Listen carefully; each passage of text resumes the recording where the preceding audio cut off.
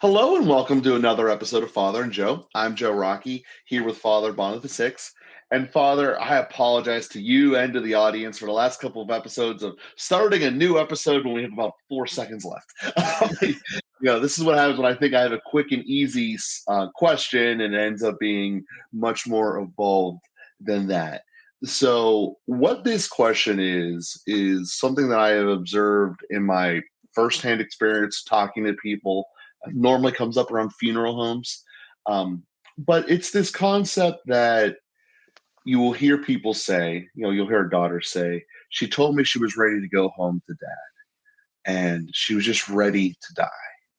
And what my question is with this is that as Catholics and as individuals, essentially, is that okay?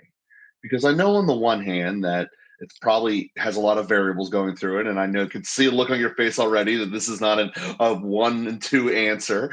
Um, but I want to just kind of describe the notion that I'm trying to articulate here. This is people who have basically accepted that they're ready to pass away, and I'm not saying that they're killing themselves or they're doing suicide or anything like that.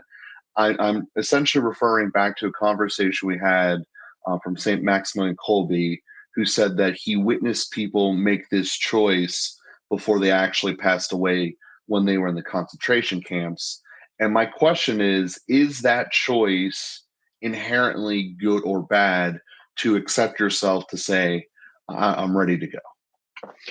Um, yeah, well, I think it's a really important question because we're all going to face that point in our life, one way or another. So, Mhm. just to clarify, so not Maximilian Kolbe, although this, you got the right concentration camp. I think Viktor Frankl said that he observed people die before they died, and he was not indicating that as a conscious choice, like you're introducing the question, but rather a loss of purpose that ended up leading to a loss of life in the concentration camp.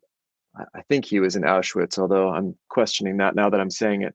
In any event, one of the concentration camps Viktor Frankl was in, and that he had already developed ideas around what he calls logotherapy, that building on a statement of, I think,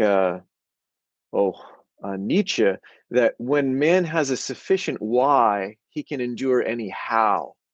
And so if you have a reason to push forward, it's amazing the ways that we can stretch the limits of our humanity in order to get there. And so what Viktor Frankl was observing was that when people had a reason to work through things, to work through processes, to work through difficulties, mental health, physical problems, even the kind of brutality and physical suffering of a concentration camp, when they had a reason, they could make it through. When they lost a reason, they died sooner rather than later. So the way that he described that, and I wasn't quoting him, but something along those lines of people died before they died. They gave, as soon as they gave up, as soon as they lost their reason to live, death became an inevitable reality because they collapsed, because they, anyway, other things that happen where death is imminent all the time in a concentration camp.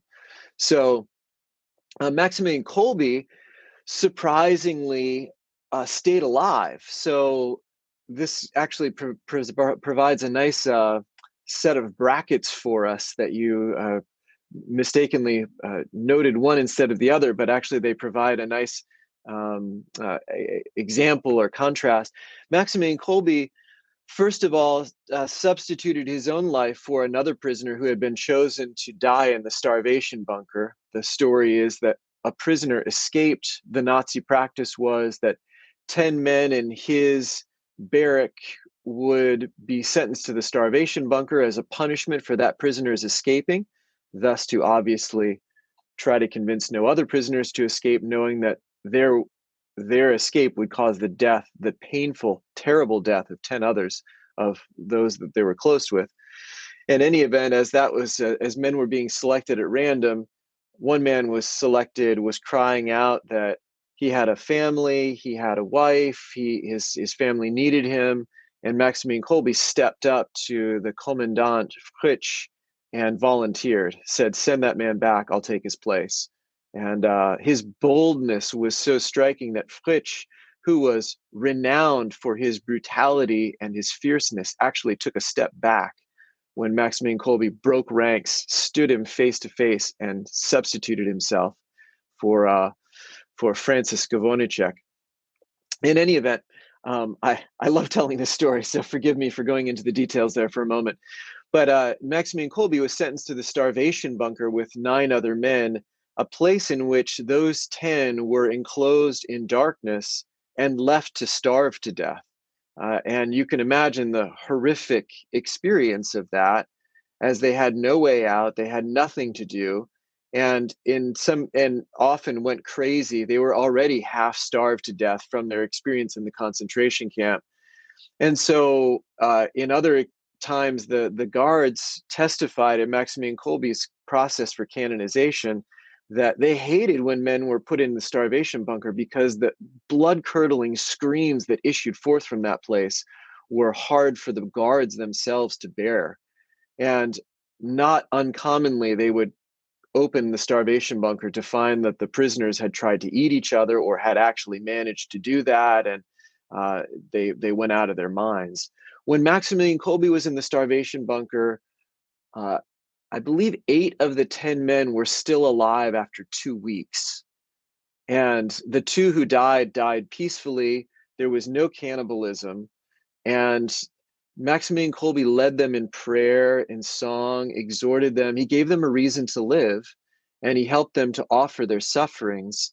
And it was really incredible. And it angered the Nazis so much that they took them out and then killed them by lethal injection.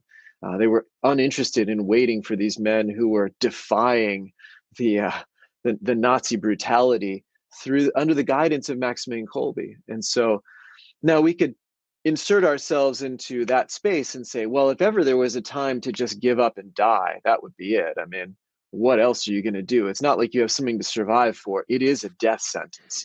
The Nazis are going to leave you in there until you die. It's not like you can survive. It's not like you're drowning and you might make it through. It's not like you have a disease and you might overcome it.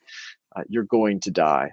And so we might really say that's a time to commit suicide, or that's a time to give up, or that's a time, if ever there was one. And yet in that case, I think we're all inspired by the heroism of Maximilian Kolbe and those men who survived 2 weeks and eventually were put to death by lethal injection. So there's a value. The point is, one thing we have to keep in mind is the value of suffering. So it's not just something useless and meaningless that should be ended as soon as possible. Now, at the same time, it's not something that should just be amplified or taken for granted. So please take that in this context. One of the real developments in modern medicine that's been so helpful has been palliative care, that pain management has done a tremendous good for people. Now, again, there's a little bit of a balance to be had. On the one hand, we don't want to intensify suffering. On the other hand, we don't want to sacrifice rationality and consciousness for the sake of eliminating suffering. So there's a sweet spot between allowing someone to have enough of their wits about them in order to be intentional about the process that's unfolding, and yet at the same time to control the suffering so that they don't lose their mind in the pain that's irremediable.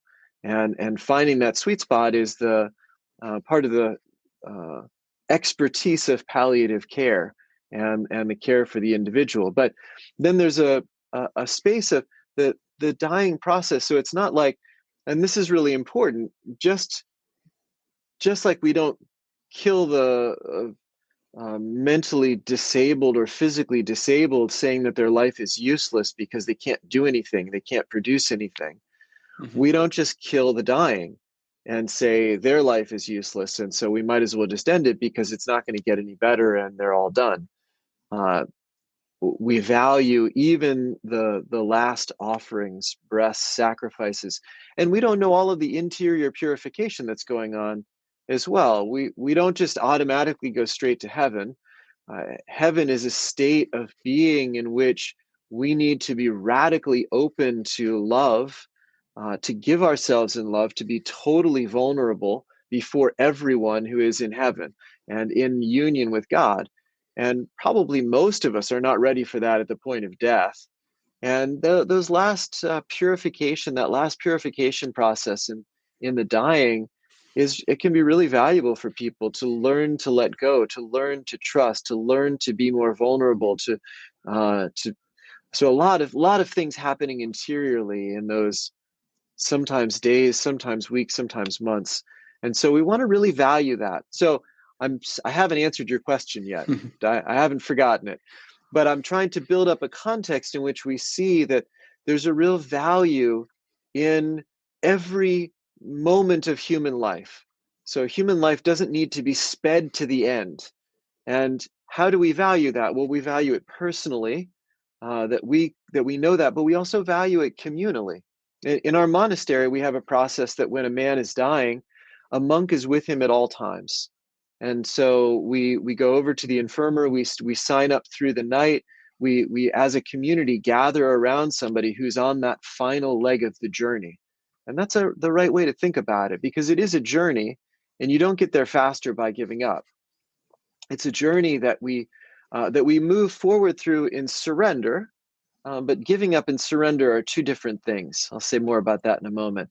But we can really reinforce a proper sense of dying by valuing the one who is dying, by surrounding them with love, by supporting them with prayers, by being a presence and showing that this is not just something that's getting in the way, and it would be better if somebody were dead because they're an inconvenience. That's the sort of opposite end of the spectrum. And so developing a mentality of, well, this is a time to cancel other things. This is a time to be present to the one who is on the last leg. This is a time that we're closer to heaven than earth, and we gather around with this person. So there's communally, we need to learn to value that and support it. And then finally, to come to your question now, being the one who is in that place, and I can't speak from personal experience because I Well, none of haven't us been in can. that. I haven't been in that place. I'm still very much alive.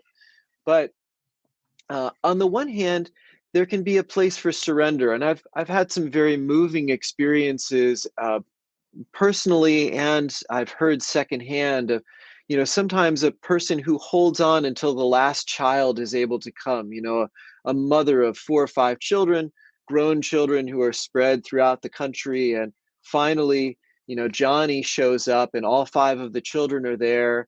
And even though she's been unconscious in this whole process, when Johnny shows up and he whispers into her ear and he's present there, and then shortly after that, this long agonizing death process comes to an end.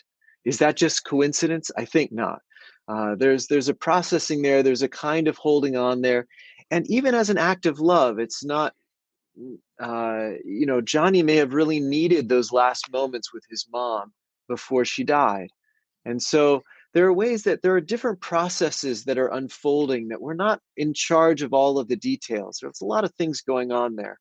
In another case, one of our monks who is in that kind of dying process, and sometimes we talk about a death rattle. There's somebody that's just taking labored breaths and they just seem to go on. I remember the first time I experienced that, I thought, our bodies don't know how to die. Our bodies only know how to live. And it's like they keep doing the process and they keep pushing through.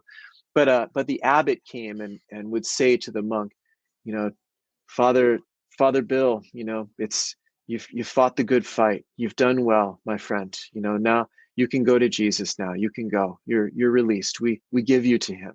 And so that's part of a surrender which is entering into the arms of the beloved. That's finally making the last stages of the journey and is being released. And so there's a way we can speak those words out of love to somebody, not because like, will you just hurry up and get it over with, but rather encouraging the person. Maybe Father Bill needs to hear that. I'm making up this name. I'm not sure. We did have a Father Bill, but that's been quite a few years. In any event, we can need to hear from somebody. We can need to be with somebody. The Lord may want to draw other people into this process. There may be elements of purification going on. So Should we surrender on the one hand? Lord, whatever you want. Jesus said, let this cup pass from me, but not my will, thy will be done. I entrust myself into your hands. Into your hands, Lord, I commend my spirit. These words of Jesus on the cross can become also our words. And even on the cross, we see with Jesus him saying, "Telestai, it is finished, it is consummated." And then he gave up the spirit. He breathed his last. And so there's a kind of intentionality that can go with it that's appropriate, which is not rejecting life nor running from problems or suffering, but is really giving everything over to the God who created us and to the God who welcomes us into eternity. And a lot of thoughts coming out of that.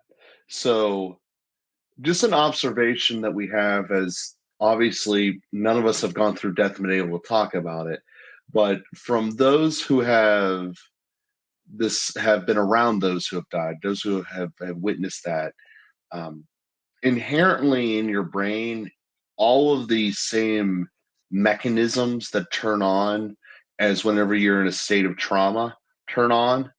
And in so the recording feature of your memory gets a little bit distorted compared to a normal, regular, everyday event that you might have.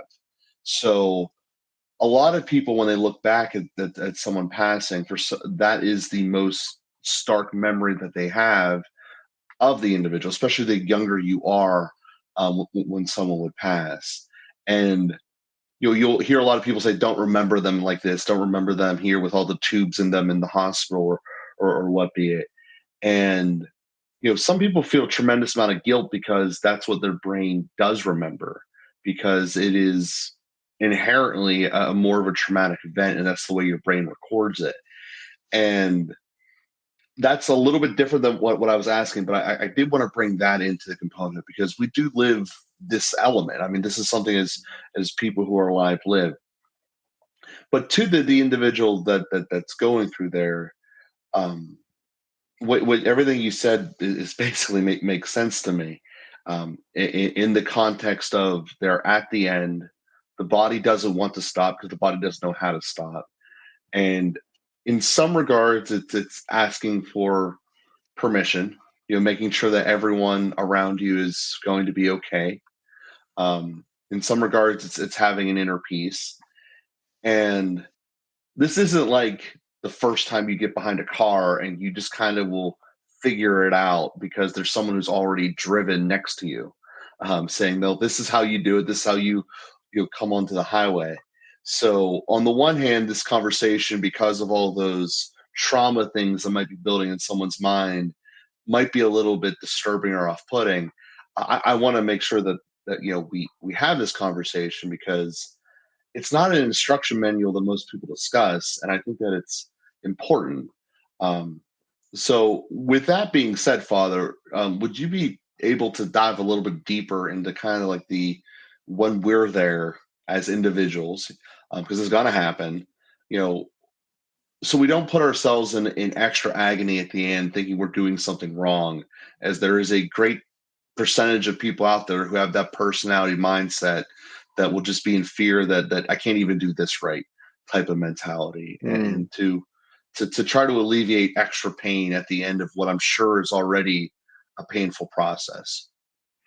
Yeah, thanks, Joe. It's a great question and a great sensitivity. I've had the chance to sit with quite a few dying people, including my own mother. I was with her when she died, and I found it very beautiful, actually. And with others who, it's true. I mean, we can really waste away, and I haven't been with as many tubed up, and more of my experiences have been in home settings, palliative settings.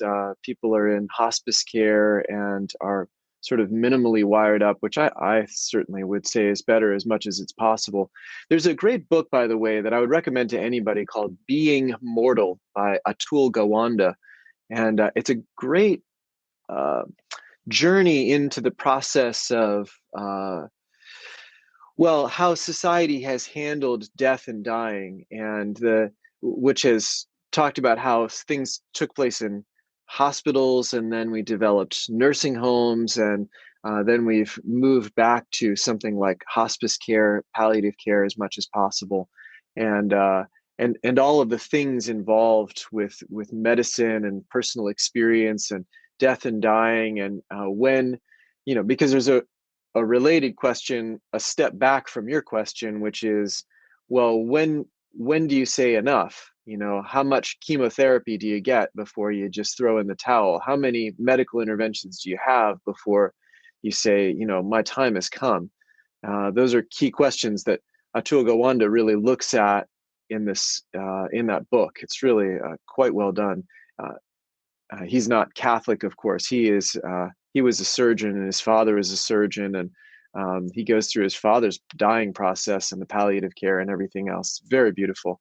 But in any event, that question of what do we do? Well, I think first of all, to know, and especially as Christians, we see a dying person who doesn't look. I mean, my mother looked very different in her dying moment than she looked most of my life, as she had withered away and to many degrees, and just was, had been in bed quite a bit, and these kinds of things really affect one's appearance.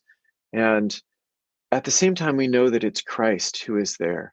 As Jesus said in Matthew 25, when I was sick and you visited me, or I was thirsty and you gave me drink, I was hungry and you fed me. And the way that a dying person is really radically poor in the way that Christ describes in Matthew 25, we can really say, it is He who is there. It is He that we are with, that we are ministering to. And so if we're going to have a memory that's implanted because it's intense, hopefully not traumatizing in the same way that other things would be traumatizing, but certainly it will be intense no matter what.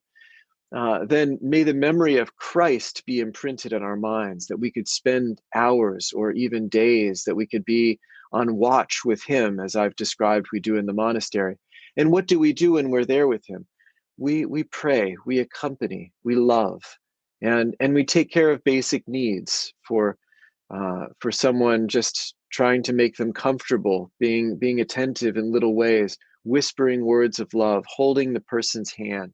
Just a lot of little gestures. We don't know exactly how all of that gets communicated, how much gets processed, but our presence is real, and so the love is real, and the assistance is real. And so in that sense, you can't really do it wrong if you show up as much as you can, and it can be difficult, and we shouldn't force ourselves to go beyond what is I don't know, reasonable. Staying up for days is a torture technique, So we need sleep, and maybe we can sleep in a chair in the hospital room, but we should do it with others as much as possible. It should be a communal effort.